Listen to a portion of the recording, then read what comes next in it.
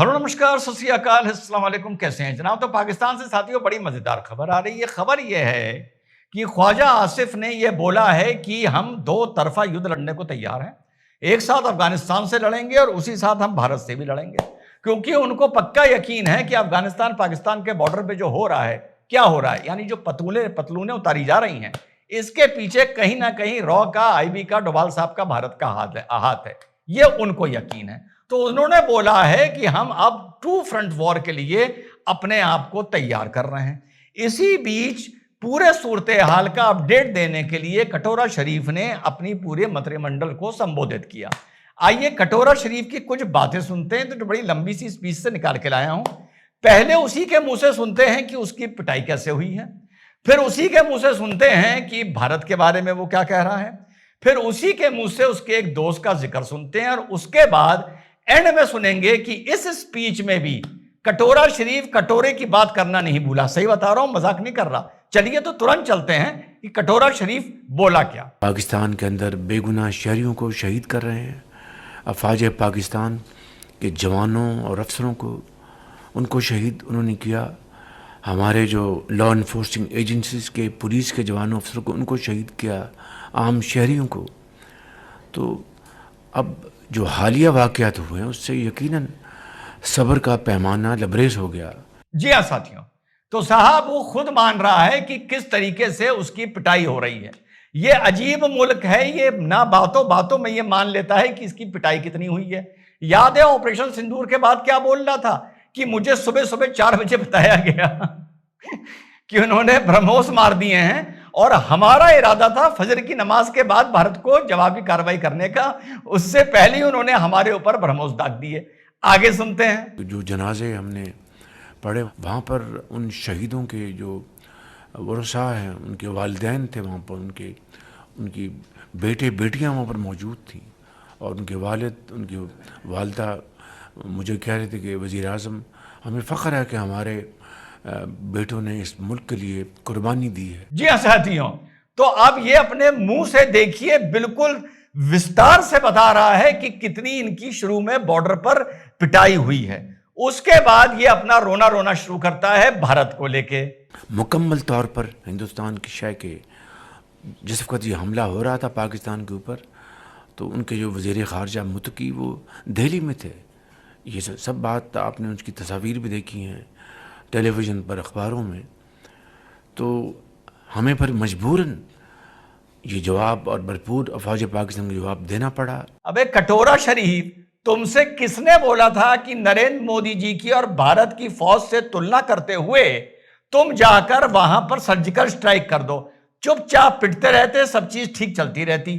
पुदक पुदक किया उन्होंने, तुम्हारे ऑपरेशन को तंदूर बना दिया।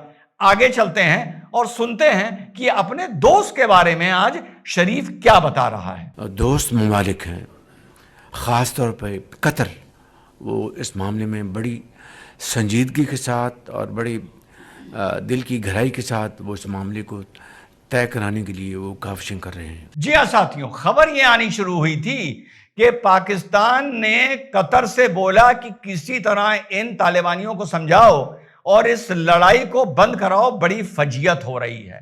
और खबर यह भी आ रही है कि जो इनका स्ट्रेटेजिक डिफेंस पार्टनर था सऊदी अरेबिया, उसने कटोरा शरीफ का फोन उठाने से मना कर दिया। तो मजेदार बात यह है, देखिए, जो इस पर मैंने भी एक वीडियो अपलोड किया था कि ये जितने भी कॉन्ट्रैक्ट कर लें, ये गधे हैं, गधे रहेंगे।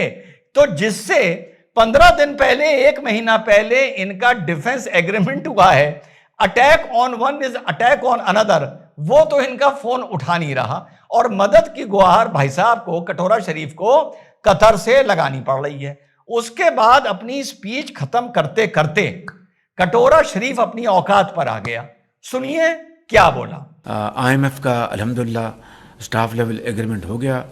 मैं शुक्रिया अदा करना चाहता हूँ अपनी टीम का, मिनिस्टर फाइनेंस का, सेक्रेटरी फाइनेंस का, और दर्जा बदर्जा तमाम हमारी मिनिस्ट्रीज जो हैं जिन्होंने इसके लिए दिन रात काम किया है, कोशिश की है, उनका भी मैं शुक्रिया अदा करना चाहता हूँ कि स्टाफ लेवल एग्रीमेंट हो गया और अब इंशाल्लाह अगली किस्त मिलेगी।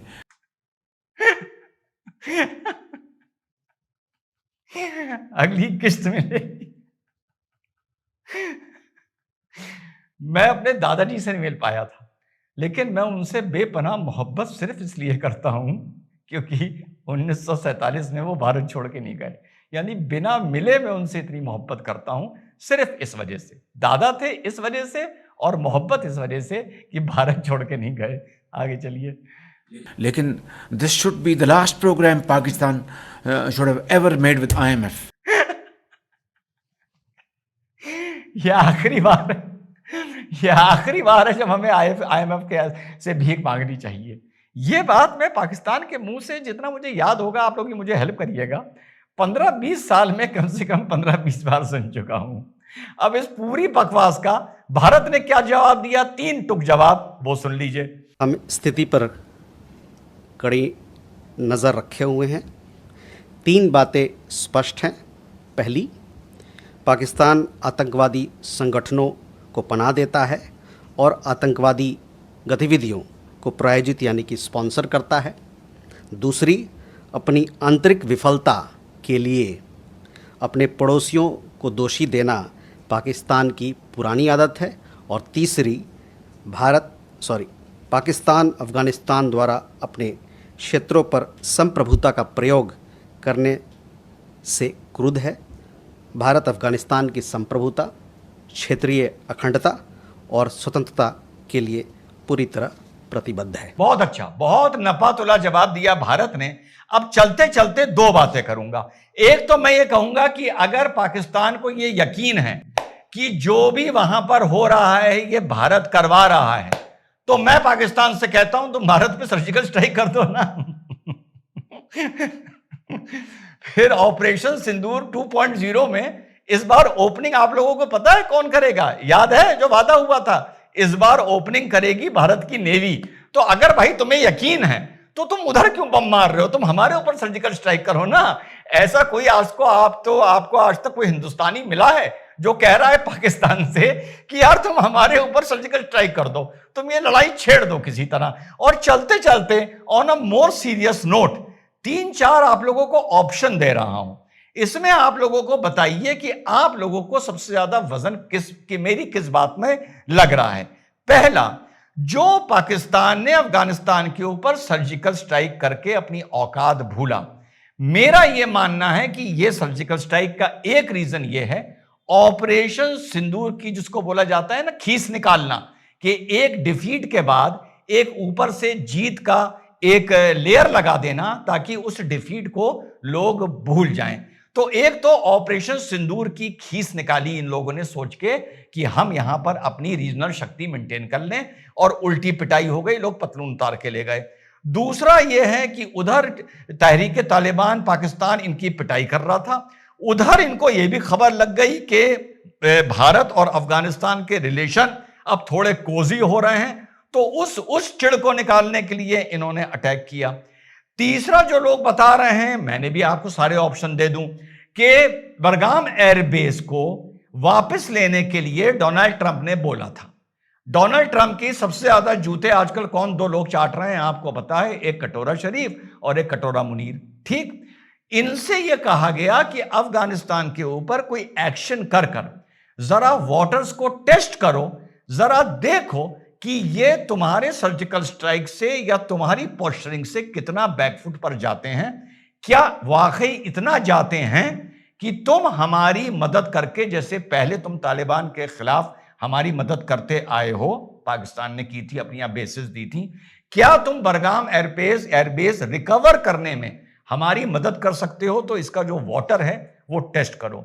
और चौथा, कि जितना भी बलूच से लेकर लब्बैक से लेकर तहरीक तालिबान से लेकर जितना भी ये बवाल मचा हुआ है, ये मुनीर चुप बैठकर देख रहा है कि एक ग्राउंड तैयार हो कि आसानी से ट्रांजिशन ऑफ पावर हो जाए और कटोरा शरीफ हटा दिया जाए और मुनीर को officially president of Pakistan declare कर दिया जाए। क्योंकि पहले की तरह अब जमाना नहीं है, आप कू करके, अगर आप कू करके किसी इलेक्टेड प्रेसिडेंट को हटाएंगे तो जैसे पहले होता था, आजकल वो टाइम नहीं है। तो मुनीर ये सब बवाल करवाकर एक ऐसी सिचुएशन क्रिएट कर होती देखना चाह रहा है कि एक ट्रांजिशन ऑफ पावर हो जाए और कू ना करना पड़े। तो ये 4-5 पॉइंट हैं। प्लीज टेल कि इसमें आप लोगों को कौन सा पॉइंट ज्यादा स्ट्रांग लगता है? मुझे ऐसा लगता है कि इनको इसके सरकारी जो मकान मिल रखा है, घर मिल रखा है, उसके अंदर इसको आसिम मुनीर बंद कर दे और चाबी फेंक दे, ताला मारे, चाबी फेंक दे। क्योंकि ये आदमी पाकिस्तान का जितना डैमेज करता है दोस्तों, दिस मैन बोल बोल के देखिए, इसकी पाकिस्तान के अंदर कोई औकात नहीं है, ये आपको पता है, मुझे पता है। लेकिन बात यह है कि जब पाकिस्तान का प्राइम मिनिस्टर हर जगह पाकिस्तान को रिप्रेजेंट करता है, मैं बात शहबाज शरीफ की कर रहा हूं, तो लोग ये समझते हैं, वेस्टर्न कंट्रीज ये समझती हैं कि यार सामने प्रधानमंत्री खड़ा है, चलो डिफेंस मिनिस्टर की कुछ ना कुछ तो औकात हो गए। वो आपको, हमें पता है कि इसके 0/0 मामला है इसका, इसको कोई नहीं पूछ रहा। इसको आसिम मुनीर एक गिलास पानी नहीं पूछता, इसको समय नहीं बताया अगर ये पूछे आसिम मुनीर से। लेकिन दुनिया भर के सामने तो ये पाकिस्तान का डिफेंस मिनिस्टर है। अब आप बताइए, फिर ये ऐसी बातें करता है आदमी, and he causes damage to Pakistan. अगर ये आदमी, मैं सही बता रहा हूं आपको दोस्तों, ये मैं ट्रोल नहीं कर रहा, मैं आपको दिल की एक बात बता रहा हूं, पाकिस्तानी कमेंट्स में लिखें। अगर इस आदमी को आप ये बोल दें कि 6 महीने तक तुम अपने होंठ सी लो, 6 महीने तक तुम सिर्फ मुंह तब खोलोगे जब तुम खाना खाओगे, उसके अलावा ना तुम सलाम दुआ करो किसी के साथ, ना तुम गुड मॉर्निंग बोलो, तुम कुछ मत बोलो, मैं आपको बता रहा हूं पाकिस्तान का भला होगा।